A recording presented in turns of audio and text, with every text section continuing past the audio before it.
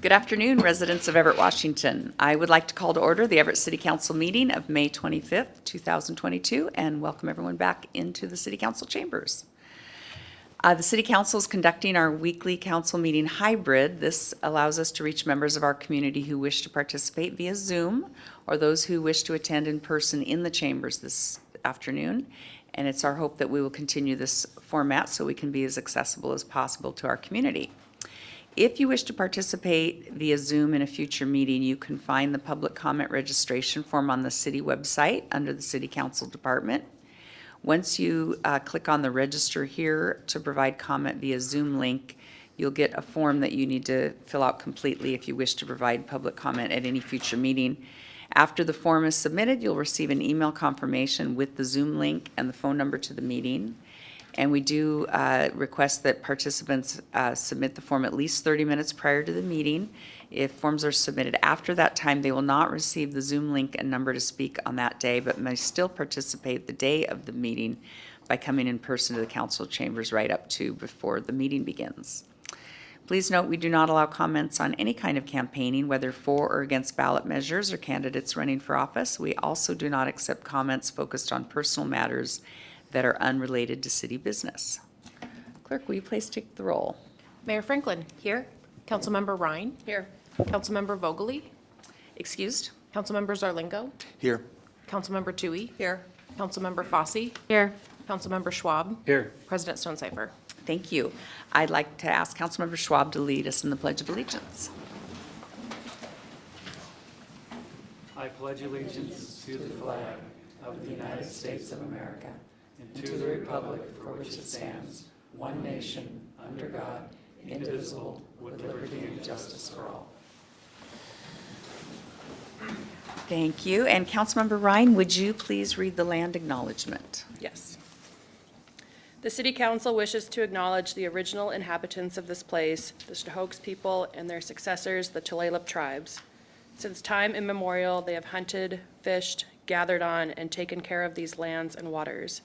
We respect their sovereignty, their right to self-determination, and honor their sacred spiritual connection with the land and water. We will strive to be honest about our past mistakes and bring about a future that includes their people, stories, and voices to form a more just and equitable society. Thank you. Now, do I have a motion for the approval of the minutes of the May 18th, 2022 meeting? Councilmember Tui moves the motion on the minutes. Councilmember Zarlingo seconds. Thank you. We have a motion and a second. Clerk, will you please take the roll? Councilmember Ryan. Yes. Councilmember Zarlingo. Yes. Councilmember Tui. Yes. Councilmember Fossey. Yes. Councilmember Schwab. Yes. President Stonecipher. Yes. Good afternoon, Mayor Franklin. Hi, good afternoon, council members and our community. I have a few comments today. I really don't have words to express the horror of yesterday's grade school massacre. Like parents, I'm sure all over our city and all over our country, had a really hard time dropping off my daughter at school today. You know, you kind of see her walking away and has a little wave and you're like, am I going to see her this afternoon? And I know that in Texas, there are 19 parents who didn't have that experience. I can't imagine the loss that they're experiencing. 19 children, 2 adults, killed in a place that should have been safe from harm. You know, we should be able to keep our communities, our families safe from harm everywhere, but especially in schools, houses of worship, grocery stores. This was the 27th school shooting in our country this year. This was one of 200 mass shootings in our country this year. Every child should be able to attend school without fear, and every parent should be able to know that they're going to see their child again in the afternoon. So I know, as you all agree, we all need to do better as a country to end the violence and protect our communities and keep guns out of the hands of those who would do something so horrific. I just want to let the people of Uvalde, Texas know that our community, although we're 2,000 miles away, is mourning this tragedy with you. And I want our residents to know that our schools, our public safety teams, our city is doing everything we can to keep our children safe from harm. Thank you. And just a couple other things today. I'm asking for the council's concurrence on an appointment to the Transportation Advisory Board, Daniel Evans to position 2, and would ask for a motion. Thank you. I move to approve Daniel Evans to position 2. Fosse seconds. Thank you. We have a motion and a second. Does anyone have any comments before we take the roll? I think he'd be a wonderful addition to the team, so glad to see his name coming forward. Yeah, looking at his materials, I'm great to see the citizens getting involved in this way. Yeah, he's a great member of our community, so I was excited to see that. Thank you. Seeing no more, clerk, will you please take the roll? Councilmember Ryan. Yes. Councilmember Zarlingo. Yes. Councilmember Tui. Yes. Councilmember Fosse. Yes. Councilmember Schwab. Yes. President Stonecipher. Yes. And I have one more. Thank you to Dave DeMarco, Fire Chief, for being here. We've got some wonderful new firefighters to swear in. And just to the council, please accept my apologies. I do have to leave early for an appointment, so I'll be leaving right after the swearing, or the presentation of the firefighters. Thank you. Thank you. Thanks, Mayor. Good afternoon, City Council. Dave DeMarco, Fire Department. I've got 4 new members of the organization that I'm going to introduce you to this afternoon. Gentlemen, if you could get up here. We have with us today 4 new lateral entry firefighter paramedics. As you know, the fire department operates at 2 medical certification levels. We have EMTs that deliver basic life support, and we have paramedics that deliver advanced life support. The department has budgeted 30 paramedics, and they are increasingly difficult to come by. And so we're very, very grateful to be able to bring these folks in and join the organization. They come to us with a range of experience already certified as paramedics, and I'll tell you a little bit about each one as we go through their bios. They've also been through 20 weeks of Snohomish County's Fire Training Academy to bring them up to speed on the way that Snohomish County does firefighting. And they are right now, today, joining the crews in the field to begin their ride time and their probationary year. So with that said, I'll start with Mr. Greenberg. Zach, could you step up?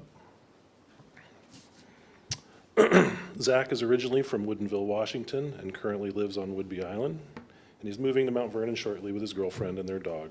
He has 6 years of experience as a firefighter and paramedic with Oak Harbor Fire Department, Advanced Life Systems in Yakima, Olympic Ambulance in Port Angeles, and most recently with Whidbey Health EMS. Prior to the fire service and EMS, he was a U.S. Navy hospital corpsman for 7 years. He obtained his paramedic certification at the National Medical Education and Training Center in Boston. When not working, he can be found on the slopes of Mount Baker or Stevens Pass, or on a hike somewhere in the Cascades or Olympic Mountains. Welcome to the Everett Fire Department. Up next is Nick Jessen.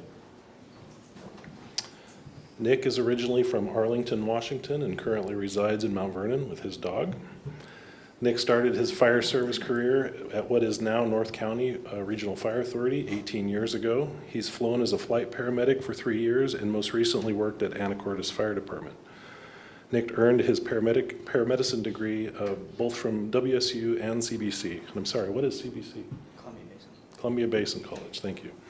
In his time off, Nick spends time teaching and playing with one or many of his 14 nieces and nephews, and enjoys hiking, camping, and fly fishing. Welcome to the Everett Fire Department. Mr. Lang. Up next is Scott Lang and his wife. He and his wife live in Everett with their 2 children, ages 12 and 10. While not working, he spends most of his time cheering on his kids, but also enjoys cycling, hiking, and surfing. He attended paramedic school at Northwest Regional Training Center in Vancouver, Washington, and received his associate's degree in paramedicine from Clark College. He began working as a paramedic for American Medical Response in Portland, and then moved to Everett and began working for Skagit County Medic 1, Arrow, Skagit Medical, and most recently the Burlington Fire Department. In his free time, Scott enjoys traveling and has been to Cambodia, Sri Lanka, and Haiti to set up temporary medical and dental clinics. Scott, welcome to the Everett Fire Department. And last but not least, this is Anthony Lorenzi. He's been married to his wife for 3 years, and they have a 2-year-old son. He's originally from Orange County, California, and currently lives in Lake Forest Park. Anthony received a football scholarship from Washington State University and majored in criminal justice and political science. And we poached him out of the police service. After Washington State, he continued his education at Santa Ana College, earning his associate's degree in fire science and fire prevention, and put himself through a fire academy. He then moved to Dallas, Texas, where he worked as a firefighter and paramedic for Dallas Fire and Rescue. He's also been a rescue technician, an urban search and rescue technician, and part of a swiftwater team and wildland team. While in Dallas, Anthony also owned and operated a landscaping and Christmas light business. His hobbies include anything outdoors, including mountain biking, skiing, fishing, hunting, camping, and hiking. Anthony, welcome to the Everett Fire Department. I'm going to have them all come around and shake your hand, and thank you for having us today. Thank you.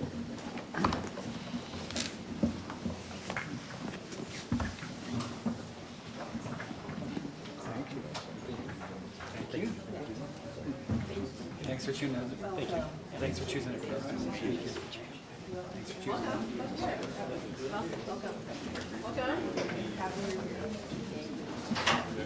And your whole crew just, they show. Yeah. I like it.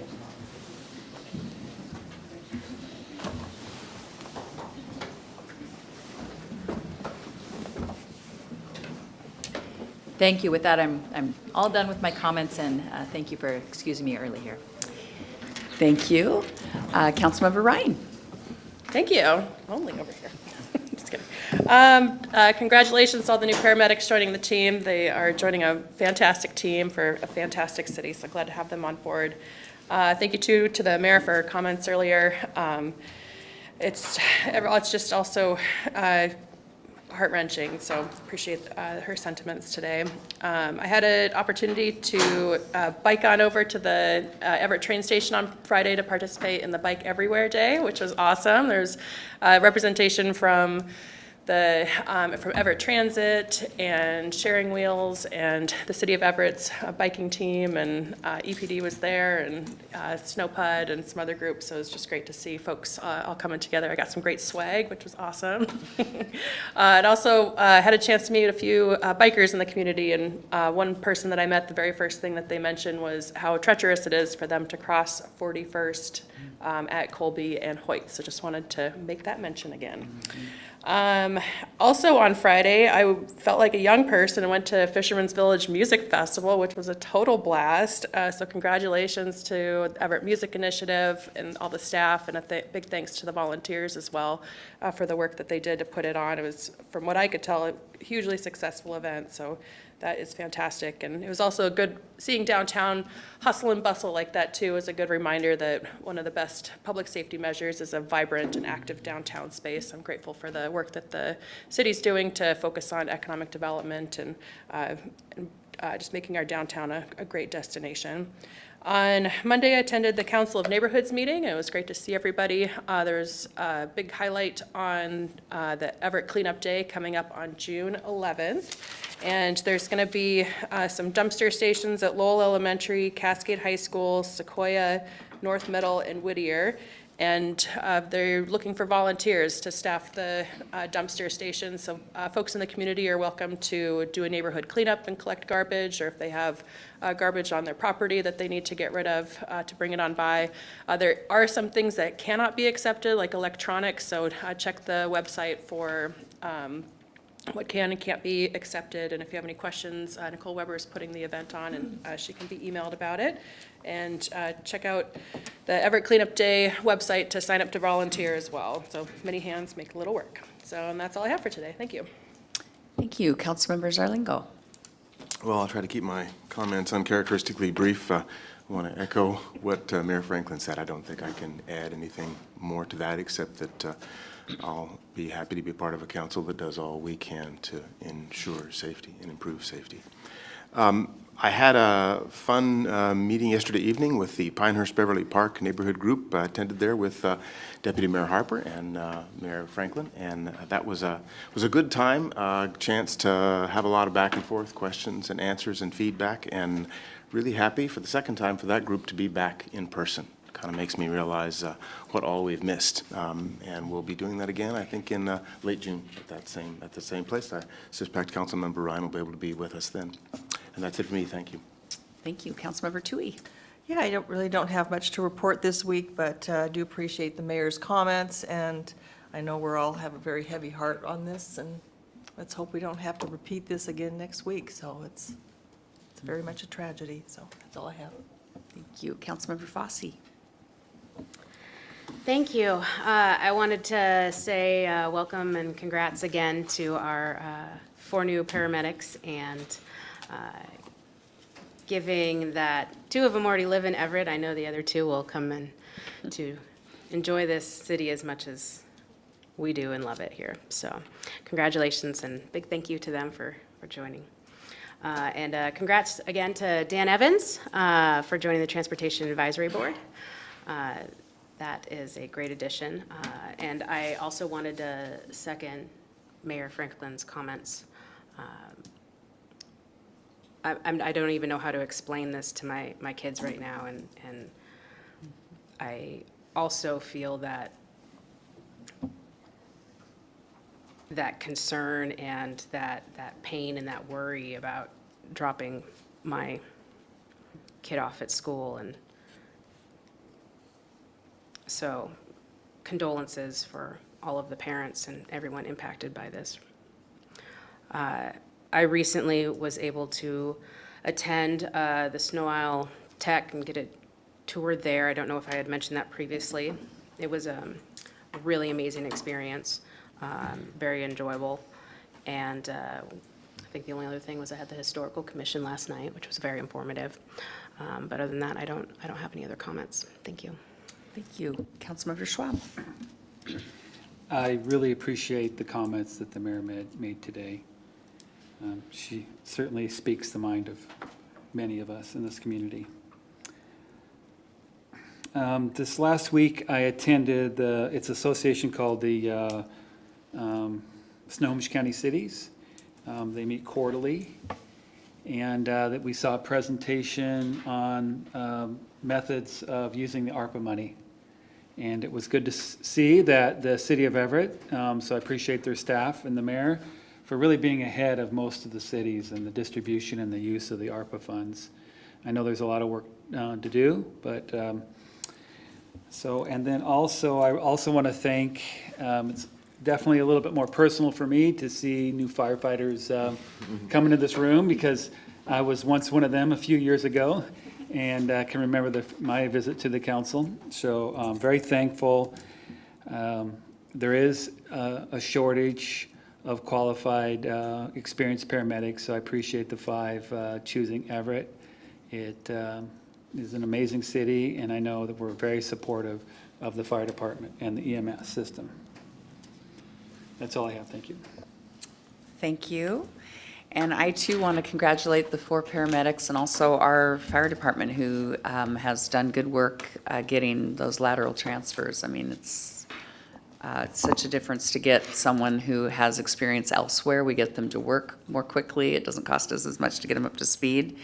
And it was nice to see people who have a connection with Snohomish County and, in fact, live in the city. So bravo. I too am very, very saddened by the gun violence that we see that persists in our society. And I would like to ask if administration at some point, not in the immediate future, but at some point in the future, would provide the council with a briefing on state and city measures that can be, have been, could be, or are enacted. I know there's a lot of federal, restrictions on what we can do, but I'm curious what we do at the state level and the city level, and if there's anything we could do more to help protect our community from such things. We've been fortunate that we haven't experienced that here in Everett, but seeing as it's an epidemic really in our nation, it's probably only a matter of time before we could be victim to this. So I'd love to know what we could possibly do to help strengthen our safety. And that's all I have to say. I realized that I forgot to do public comment before council comments. My apologies. I'm going off of my memory and not my script. So we'll now ask Deb, do we have any residents signed up to provide public comment today. Good afternoon, President Stonecipher. We have nobody waiting to speak today. We did receive one written comment regarding supporting item number 11, which is a public hearing. Mr. Barbano's comments were provided to administration, to the clerk, and to the council beforehand, and that's all I have. Thank you. Thank you. And do we have an update from administration today? Thank you, Council President. I will work with Everett Police Department and our legal team to put together a briefing for you as requested. Thank you. Very timely. And then I appreciated Fisherman's Village being mentioned. I encourage folks to get out to Cruising on Colby this weekend, which is returning to Memorial Day. So a great event that also supports a lot of local philanthropies. So that, no more comments. Thank you. We'll move on to City Attorney. Mr. Rammerman, what do you have for us today? No comments and no executive session. Thank you. Thank you. We'll move to our consent agenda. Do I hear a motion for the 7 consent items? Councilmember Zarlengo recommends approval, moves for approval of the 7 consent items. Thank you. Do I hear a second? Councilmember Tui seconds the motion. Thank you. I have a motion and a second for the consent agenda. Clerk, will you please take the roll? Councilmember Ryan? Yes. Councilmember Zarlingo? Yes. Councilmember Tui? Yes. Councilmember Fosse? Yes. Councilmember Schwab? Yes. President Stonecipher? Yes. Now we'll move to our action agenda. Item 8 is Council Bill 2205-15, the third and final reading. Adopt an ordinance creating a special improvement project entitled Everett Main Library HVAC Replacement Project, Fund 342, Program 034, to accumulate project costs in the amount of $88,000. Do I hear a motion? Councilmember Ryan, so moves. Thank you. Councilmember Tui seconds. Are there any questions on item 8? Seeing none, I will ask the clerk to please take the roll. Councilmember Ryan? Yes. Councilmember Zarlingo? Yes. Councilmember Tui? Yes. Councilmember Fosse? Yes. Councilmember Schwab? Yes. President Stonecipher? Yes. Item 9 is Council Bill 2205-16, third and final reading. Adopt an ordinance creating a special improvement project entitled Third Avenue Water Quality Treatment, Fund 336, Program 029. Do I hear a motion? Councilmember Zarlengo moves for approval of Council Bill 2205-16. Thank you. Do I hear a second? Councilmember Tui seconds. Do we have any questions or comments? Seeing none, clerk, will you please take the roll? Councilmember Ryan? Yes. Councilmember Zarlingo? Yes. Councilmember Tui? Yes. Councilmember Fosse? Yes. Councilmember Schwab? Yes. President Stonecipher? Yes. Item 10 is Council Bill 2205-17, third and final reading. Adopt an ordinance amending ordinance number 3811-21 entitled South Police Precinct Locker Room Renovation Project, Fund 342, Program 032, to accumulate the construction funds for the project in the amount of $400,000. Do I have a motion? Councilmember Tui moves the motion. Thank you. Councilmember Zarlengo seconds. Do we have any questions or comments? Happy to see this happening. Thank you. Any others? Clerk, will you please take the roll? Councilmember Ryan? Yes. Councilmember Zarlingo? Yes. Councilmember Tui? Yes. Councilmember Fosse? Yes. Councilmember Schwab? Yes. President Stonecipher? Yes. So we'll move on to our briefing agenda. These items come before the City Council, serving as a council committee of the whole, and are likely to be scheduled at a future meeting. I'll read the council bill and open the public hearing, and after we have the staff presentation, we will leave the public hearing open until June 1st, when we're going to take, then we'll hold a second and third reading, and the public hearing will continue then on the 1st. Item 11, Council Bill 2205-18, first reading and public hearing. Adopt the proposed ordinance amending Ordinance 2918-06, Ordinance 3623-18, and Ordinance number 3668-19, fare changes. Again, second, third, and final reading, and the public hearing will continue on June 1st. And we have Tom Hinkson here for us, the Transit Director. Good afternoon, Council. Tom Hinkson, Everett Transit.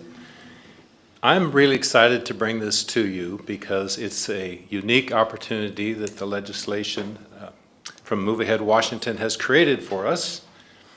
And it's also a great opportunity to encourage youth to ride the bus.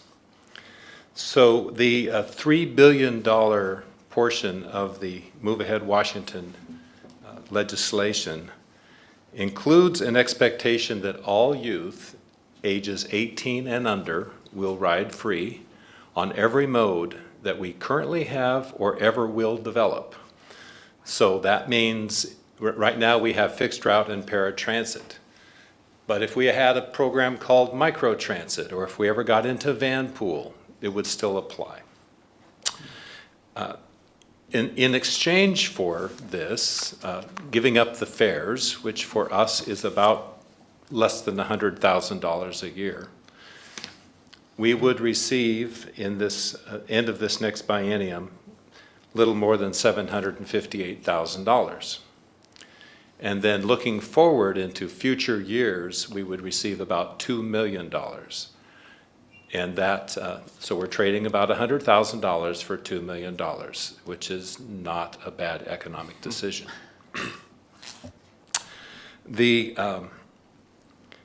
This is based on our previous year's operations, and it is also based on the total amount of money that's available in the state, in the program at the time of measurement. But looking ahead where we are today, that's about what we would expect. So the fare proposal before you addresses the youth fare, but we also want to take the opportunity to address a couple of other things in our existing fare policy.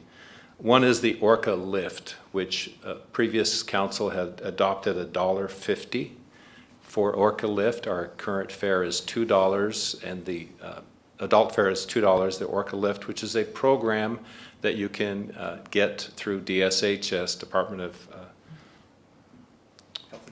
Health and Human Services. Thank you. I say acronyms all the time. I forget what they mean. And it's an income-based program. There's a process for you to qualify for that. And we have experienced very few people participating in this program, far less than we would have expected. And one of the reasons we think is that a 50-cent difference in fare is maybe just not enough to go to the trouble that we will put you through to get that lower fare. So we are suggesting that it be 1/2 of our adult fare, or $1. The other program, which we do not currently have, but King County Metro and Sound Transit have, is another program through the DSHS, and it is a annual subsidized pass for people at a certain income level, and again in cooperation with that social service agency to help qualify for that. So all the mechanisms for that are not fully in place yet, but what this will allow us to do is to work with those partners to create that as an option for our customers. And the final piece is just some language. Every time you look at an ordinance, you want to see if there's outdated things or things that would make it easier to apply in the future. And so in section B, paragraph 5, we took all the messy language and we just said you're eligible for senior fares at age 65. Section 8, or paragraph 8, is establishing additional authority in sort of emergent situations that we could go fare free. An example of this is during the height of the pandemic in 2020, the recommended thing to do for transit was to operate fare free and use only the rear door. And this is before we were able to put shields on the front door, the passenger area, and all those kinds of things. Because of our policy at the time, we could not respond quickly to that recommendation. We had to wait at least a week for the council cycle for us to be able to implement that. If we had a major earthquake, would we want to operate fare free? So this basically gives us the authority to exercise that fare free when the mayor has determined that we are in an emergency type situation. And then the final piece is really just the authority for transit to implement this entire document as needed. So like I said before, we do not have all the pieces in place for the low-income fare programs, but we will in coming months, and this gives us the authority to implement those to make it work for our operations and also to meet the intent of the policy statement. So this is what we're looking at in summary. Our current youth fare is $1.50. That would be free. For all ages, we currently have two children can ride free with an adult paying passenger. Now there will be no restrictions on how many children can ride free. The Orca Lift would go from $1.50 to $1, still using the same qualification processes. And the subsidized annual pass currently does not exist, but it would be a free ride once somebody was qualified. The adult fare remains at $2, and the disabled and senior fare remains at 50 cents. We recognized we didn't have a lot of time for a public outreach, but we thought this is probably a positive event for people, but we did do everything we could within this last month.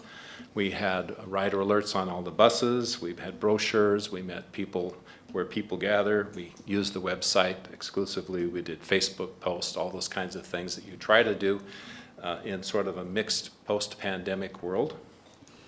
And these are some of the comments that we got. I'll just give you a chance to read some of those. 90% of the comments, not surprisingly, are positive so far. We are still collecting public information. But not all comments are positive, just so you know that there are some folks who say, if you give youth fare free, why don't you give seniors and people with disabilities free? That came through a few times. Others said this is just a big tax that is being paid for somewhere else and is being trickled down to us.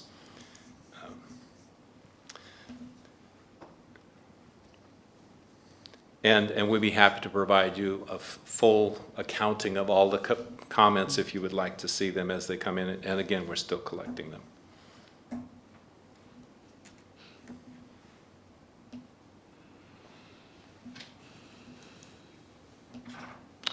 And that concludes my presentation. Thank you. We'll go down the roll, see if we have questions or comments, and I'll start with Councilmember Ryan. You know I do. Thank you, Tom. I'm also thrilled to see this today. No surprise, I have some questions. So to address some of the comments about how much it might cost the city, can you share a little bit more about what the delta is between what we're going to be receiving from the state and what we will be paying Sure. out? So I will, let's see if I can go backwards. Can I go backwards on slides? I can, look at that.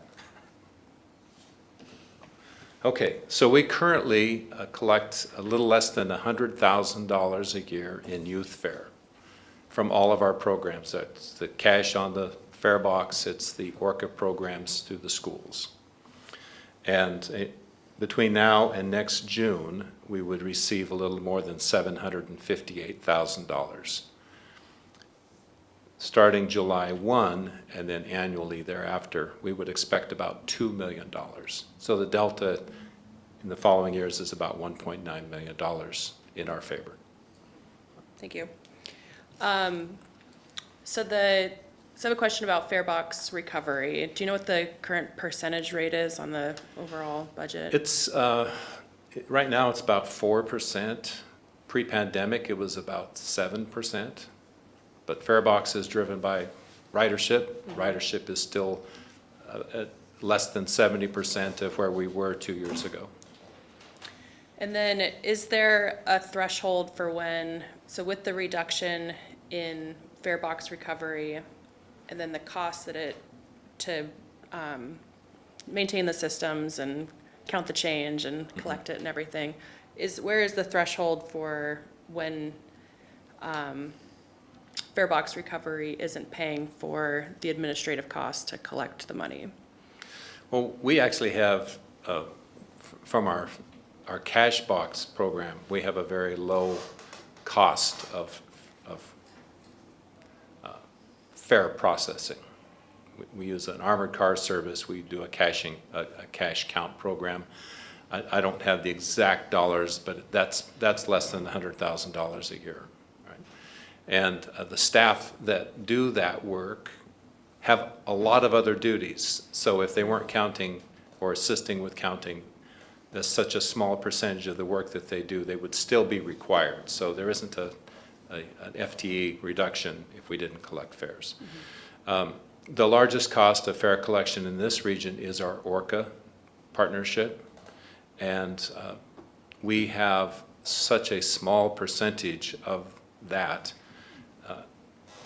that it's in the, probably $500,000 a year number. It was initially more because we were buying a new program which just launched last week. But I could give you all of those numbers in detail. But I would say that there are many reasons why you want to collect a fare on a bus system. And I'd be happy to share those with you as well. Sure, that'd be great, thanks. And I was also curious too, for the definition for youth is 18 and under. Is that a definition that was provided by the state through the Move Correct. Washington? Okay, are there any barriers to having it be 21 and under or moving that age? Well, the policy, with the state expectation is that it would be 18 and under. And the region's expectation would be 18 and under. But Everett's fare policy is council's prerogative, so there are no limitations on what you might want to make it. Okay, thank you. I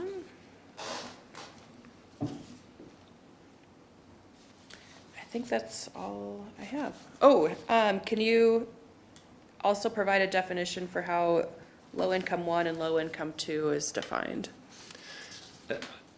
I don't have the exact numbers because those numbers are kept rather closely held by the agency, but it's a fairly broad difference between the two.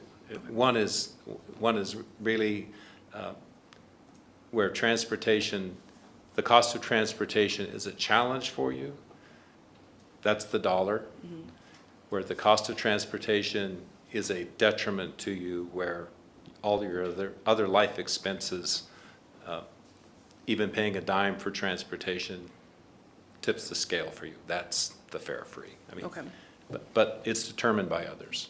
Is it based off of AMI or? It's based off the federal poverty level percentages and some scales that I actually do not have the numbers for you. Okay, thank you.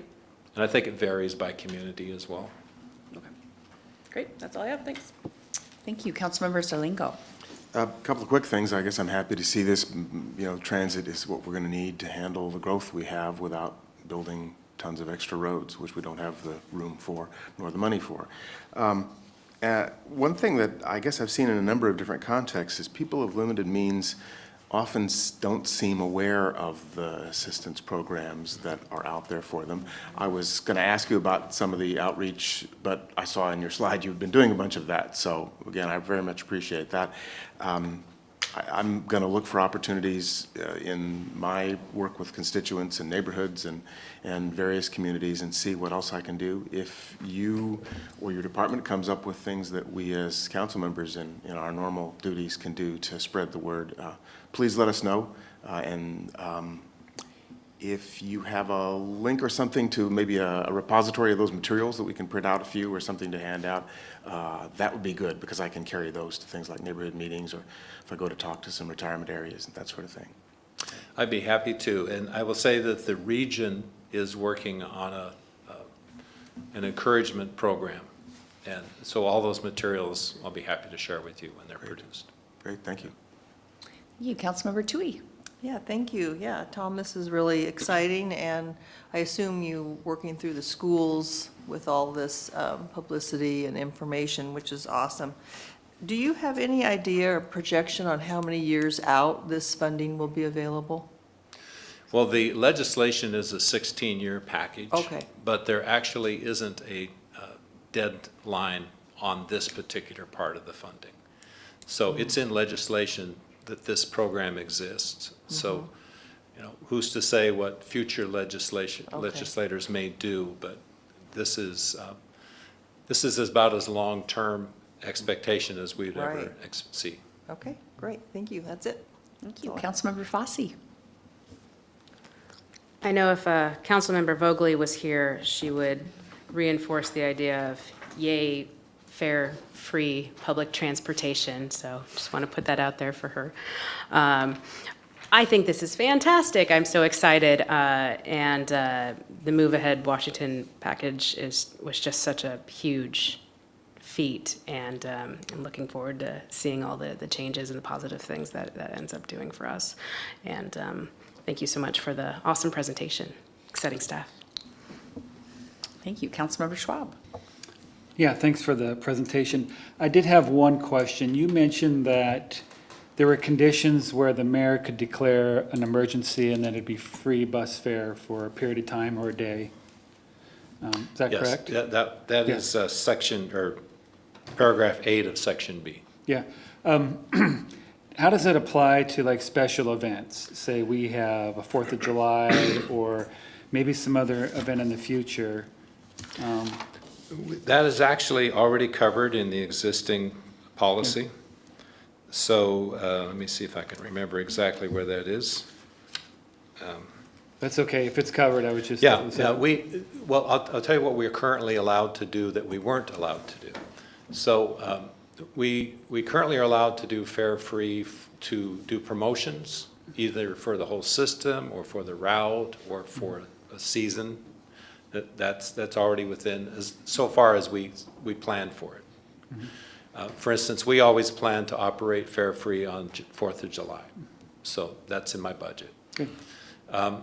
We are also allowed to operate fare-free where Everett Transit's assistance would be useful in mitigating traffic problems. And so we've done that many times. 4th of July is also another good example of that. But there are times when we have a downtown event that we think that we really want people to be on the bus, or we want to get people around that event on the bus, and we want to make that as seamless as possible or as easy as possible. So we're working with traffic, police, and, you know, that's how we come to that conclusion that transit might be useful. But that instance that I described wasn't covered in those two.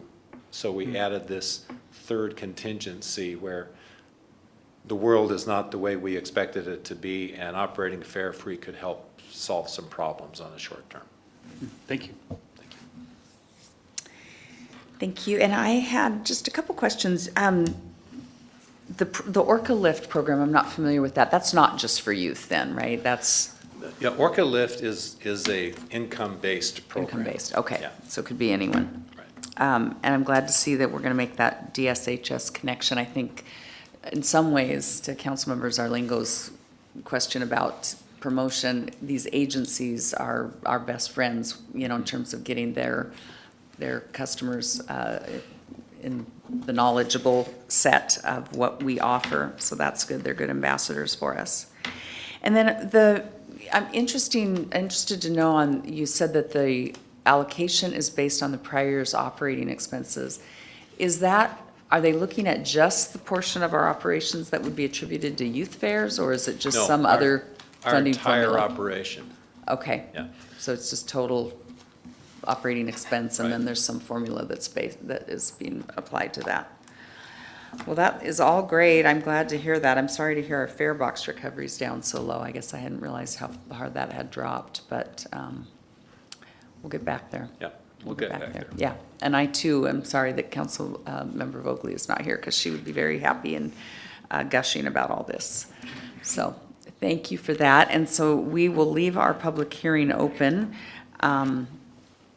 till next week, and we'll see you back then. Okay, thank All you. right, thank you.